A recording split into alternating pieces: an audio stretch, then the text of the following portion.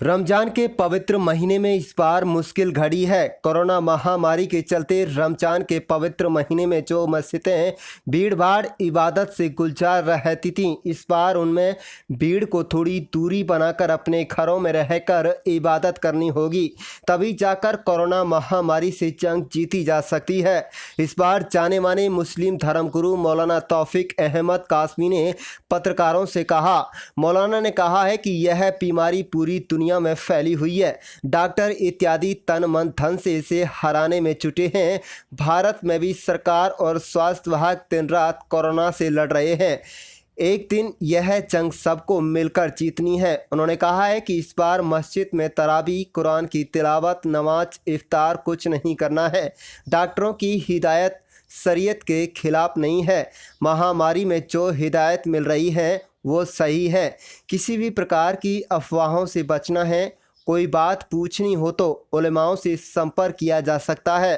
खास बात तो यह है कि अगर हेल्थ विभाग की टीम रोजे के दौरान सैंपल लेती है तो उससे रोजा नहीं टूटता है। लिहाजा स्वास्थ्य विभाग की टीमों की मदद करें, घरों में दुआएं करें। इससे कोरोना को भगाने के लिए इंसानियत, मानवता का परिचय देना है। सब एक हैं, सभी की एकजुटता से भारत कोरोना से जंग जीत जाएगा। मुश्किल वक्त सबकी एकजुटता के सामने कुछ नहीं कर पाएगा। कुल मिलाकर इस बार मस्जिदों में चहल पहल दिखाई नहीं देगी। रमजान के पूरा पवित्र माह इस बार कोरोना काल में ही कटता दिखाई दे रहा है। आप देख रहे हैं लियाकत अली पत्रकार की रिपोर्ट। मैं लियाकत अली पत्रकार, मेवात जिले का नंबर 1 चैनल में आपका स्वागत है। हम दिखाते हैं सच का आईना, रोजाना दमदार खबरें। देखने के लिए हमारे चैनल को सब्सक्राइब जरूर कर लीजिएगा और घंटी के बटन को दबाना ना भूलें। बिस्मिल्लाहिर्रहमानिर्रहीम। मैं तौफीक अहमद कासमी।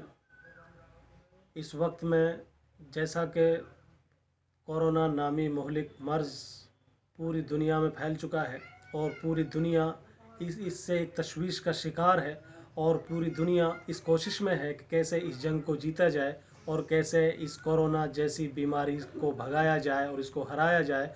इसी तरीके से हमारा मुल्क भारत इसमें बेइंतहा कोशिश कर रहा है और प्रशासन और डॉक्टर्स पूरे तन मन धन के साथ इसमें लगे हुए हैं और पूरा मुल्क भारत एकजुट होकर इस जंग को जीतने की कोशिश कर रहा है। और इंशाल्लाह उम्मीद है कि हमारा मुल्क बहुत जल्दी इस कोरोना जैसी बीमारी को भगा देगा और इस कोरोना जैसी बीमारी से जंग इंशाल्लाह बहुत जल्दी जीत जाएगा।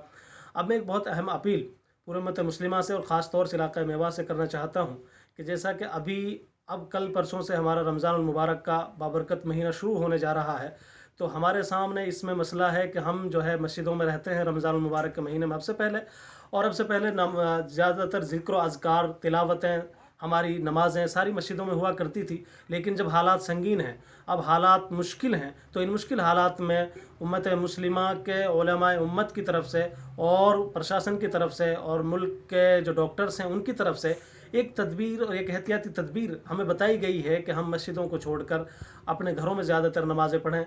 तो मैं गुजारिश करूँगा कि जैसे अब से पहले हम मस्जिदों को छोड़कर घरों में नमाज़ पढ़ते आ रहे थे, ऐसे ही हम रमज़ान मुबारक में भी अपने ज़िक्र, औराद, वज़ाइफ, तिलावतें, नमाज़ें, इबादतें, शब बेदारियाँ वो हम घरों में ही करें। चाहे जाए कि इस बिलमुकाबिल इसके कि हम मस्जिद में करें। और तरावी का जहाँ तक मसला है, तो तरावी के मसले का मामला ये है कि आप ज़्यादा से ज़्यादा अगर मस्जिद में आप तरावी पढ़ रहे हैं तो 5 आदमी जाएँ, अपनी जानमाज़, अपना मुसल्ला लेकर मस्जिद में जाएँ, एक इमाम हो, 4 मुक्तदी हों और वहाँ जाके वो नमाज़ अदा करें और फ़ौरन अपने घर आ जाएँ। मसला इस बात का कि इमामों की तरफ से एक सवाल हो रहा है कि नमाज जो है तरावी जो है वो कुरान करीम से पढ़ी जाए, अलम तरा से पढ़ी जाए। मसला इस बात का नहीं है कि अलम तरा कुरान करीम से किससे तरावी हो, मसला इस बात का है कि आप भीड़ इकट्ठी ना होने दें किसी भी हाल में। इसलिए कि जो मर्ज़ है, इस मर्ज़ का अगर वाहिद इलाज है तो वो महज और महज एहतियाती तदाबीर हैं। और एहतियाती तदाबीर वही तदबीरें जो डॉक्टर्स हमें बता रहे हैं। और इस बीच में एक चीज़ मैं आपसे और कह देना चाहता हूँ कि आप ये ना समझें कि डॉक्टर्स की तरफ से जो गाइडलाइंस, जो एहतियाती तदाबीर, जो हिदायत हमें दी जा रही हैं, उनको हम गैर इस्लामी ना समझें, गैर शरई ना समझें। वो आईन इस्लाम के मुताबिक हैं, शरीयत के मुताबिक हैं। उलमाए उम्मत उनसे मुत्तफ़िक़ हैं और उलमाए उम्मत ने, उलमाए इस्लाम ने मुत्तफ़िक़ा और मुत्तहिदा तौर पर यह फ़ैसला किया है कि हम मस्जिदों को छोड़कर घरों में नमाज और तरावी पढ़ें। और आजकल तो अल्हम्दुलिल्लाह हफ़ाज़ इकराम जो है घरों पे मौजूद हैं, तो वो घरों में 5-5, 6-6, 5-5, 3-4, 4-4 मिलकर अपने घरों में और नमाज़ पढ़ा सकते हैं, तरावी पढ़ा सकते हैं, उनकी कलाम पाक भी निकल जाएगी और तरावी भी हो जाएंगी।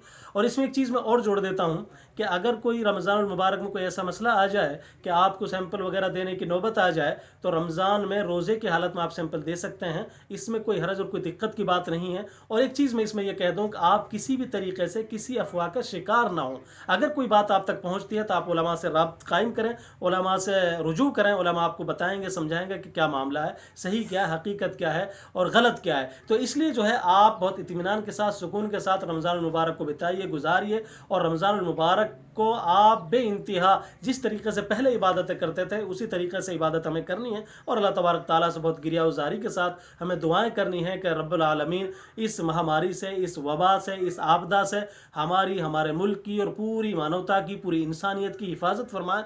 और बहुत जल्द अल्लाह ताला हमें इस जंग में हमें कामयाबी नसीब फरमाए और ये जंग हम जीतें। हम ऐसी उम्मीद करते हैं और मैं ऐसा मानता हूँ कि इंशाअल्लाह तमाम लोग इस अपील पर अमल करेंगे और इंशाअल्लाह कोशिश करेंगे कि ज़्यादा से ज़्यादा डिस्टेंस और दूरी बनाए रखेंगे और एहतियाती तदाबीर पर अमल करेंगे।